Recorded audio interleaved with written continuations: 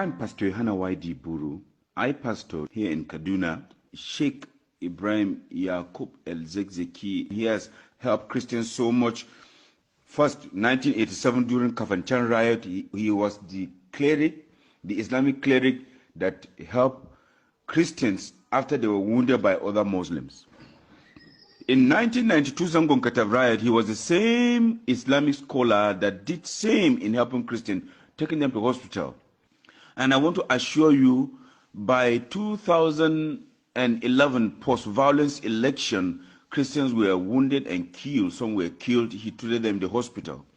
In 2012, after the bomb blast at Wusasa Church in Zaria, he also supported and helped them. The governor of Kaduna even affirmed that there's a Christian in Islamic movement. And I want to tell you, after the killing in 2014, when Shiite Muslims were being killed in Zaria by the military, 3 sons of El-Zakzaky were killed there.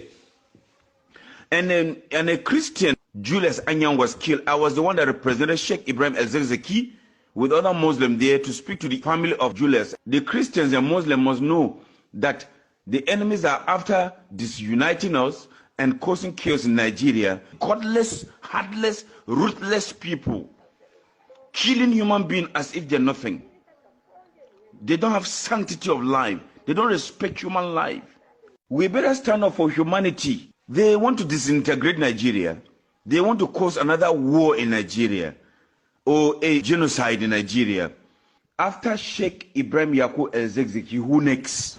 What I've done today is just to make sure that we are able to submit documents to the MPs.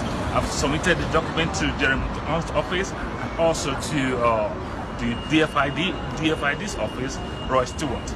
This document was submitted to make sure that we're able to spread the message out there. The MPs are involved, everybody's involved. This is international community. We need to work and make sure this man is free. That's the whole idea. This man has to be free.